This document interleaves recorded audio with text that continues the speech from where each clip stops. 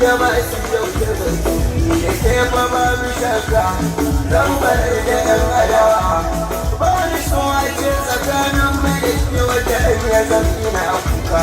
ko a ce ya zarki na kuka ni na san idan da kauna soyayya ai ba ta wucewa ni wuri ya so da kauna ganin shi ake kira iyawa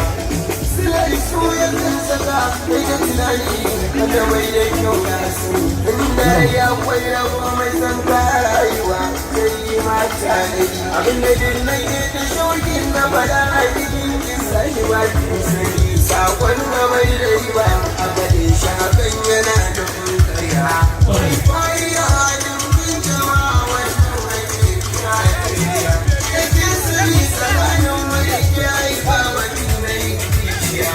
Allah ya bani kure ya kuri da dangana ma kuri da dangana